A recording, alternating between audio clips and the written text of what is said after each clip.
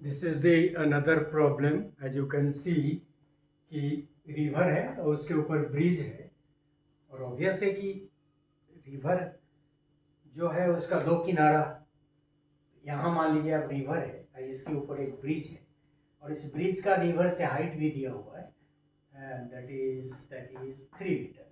और फिर इस किनारे से एंगल डिप्रेशन एंगल और इस किनारे से डिप्रेशन एंगल, तो फिर वही दो पैरेलल लाइन और this angle is equal to that angle, interior angle का कंसेप्ट करके हमको उस सवाल को क्रैक करना है। So you can see the problem. Hindi में भी ये प्रॉब्लम अवेलेबल है। ये आपके एनसीईआरटी का जो बुक है उसका प्रॉब्लम नंबर उदाहरण एक्सरसाइज 7 है। ये एक्सरसाइज 7 है, example 7 you can say, exercise नहीं एग्जाम्पल, उदाहरण। एक नदी के पुल के एक बिंदु से नदी के सम्मुख किनारों के अवनमन को, मतलब एंगल ऑफ डिप्रेशन, क्रमशः 30 डिग्री और 45 डिग्री है। यदि पुल किनारों से 3 मीटर की ऊंचाई पर हो तो नदी की चौड़ाई ज्ञात करें। अब हम लोग शुरू करें फिगर बना के। हम लोग जैसा करते हैं कि मान लें कि ये एक नदी है और ये एक पुल है। पुल का नाम हम लोग दे दे XY, नदी का नाम हम लोग दे दे AB। और ये यहाँ एक पुल जो बना हुआ है, इसका हाइट जो है नदी से ये दिया हुआ है आपको 3 मीटर। तो ये 3 मीटर भी लिख दीजिए, 3 मीटर। और सबका इसको भी एक नाम दे दीजिए, ये पॉइंट P से इसको भी एक नाम दे दीजिए P। अब ये तो बनावट हो गया। कह रहा है कि from A point on A bridge across a river that is P, angle of depression of the banks on opposite side of the river are 30 degree and 45 degree. तो मतलब ये जो एंगल यहाँ बन रहा है, ये इससे एक किनारे से, और एक एंगल बन रहा है इस किनारे से। फिगर में तो आपको सेम ही लगेगा, लेकिन जो दिया हुआ है तो ये एंगल आपका मान लीजिए ये 30 डिग्री दिया हुआ है और ये एंगल आपको 45 डिग्री दिया हुआ है। तो आपको निकालना क्या है? आपको निकालना है AB is equal to what? This is the find the width of the river.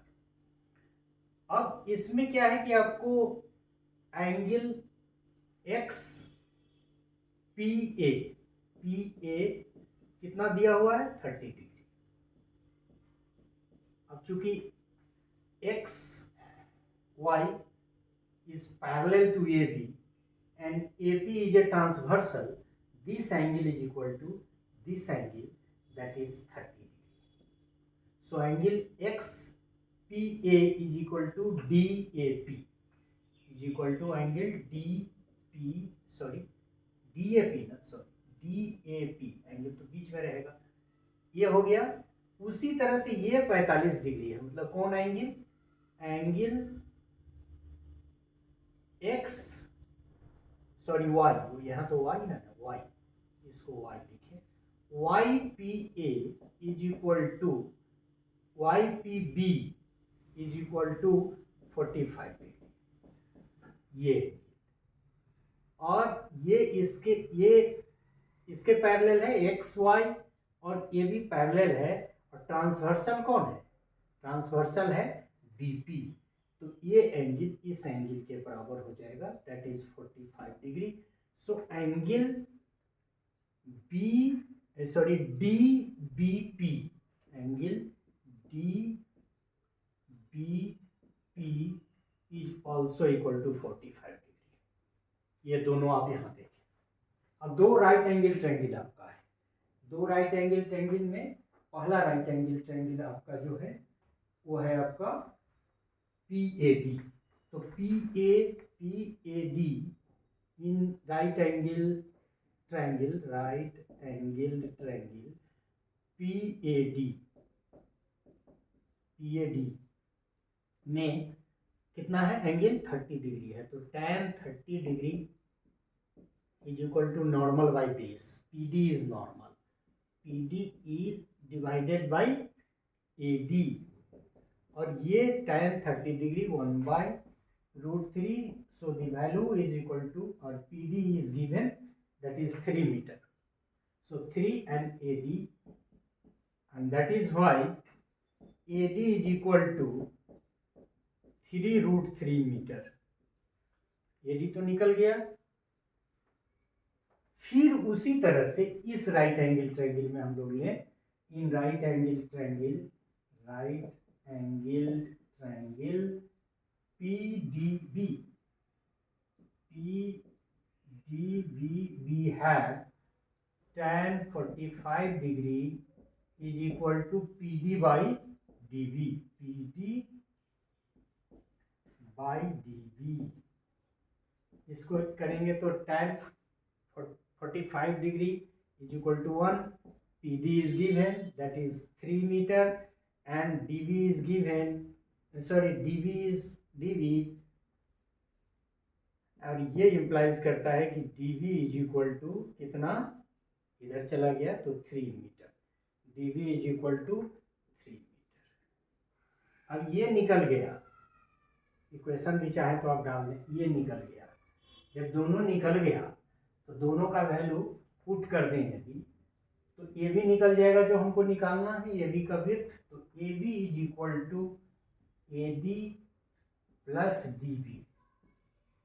What is the value of A D? आप चाहे तो इसको इक्वेशन 1 लिख दें, इसको इक्वेशन 2 लिख दें. ये 3√3 है इसका वैल्यू, ये 3√3, और डी बी का वैल्यू आपको कितना है, 3 मीटर दिया हुआ है, 3. अब इसमें यदि आप 3 कॉमन ले लें तो ये हो जाएगा √3 + 1 मीटर. तो ये जो विड्थ है कितना निकल गया. So the width of the said river is equal to 3√3 + 1 metre. तो ये बहुत आसान है, सिर्फ ये देखना है कि फिर इसमें भी यही है कि एंगल ऑफ डिप्रेशन दिया हुआ है, और फिर एक्स वाई, और ये भी पैरेलल है, ये ट्रांसवर्सल है, तो this angle is equal to this angle, and this भी ये, और ये पैरेलल है, ये ट्रांसवर्सल है, तो this angle is equal to this angle. इस राइट एंगल ट्रायंगल में जब वैल्यू निकालेंगे तो एक से एडी का वैल्यू निकल जाएगा, दूसरे से डीबी का वैल्यू निकल जाएगा.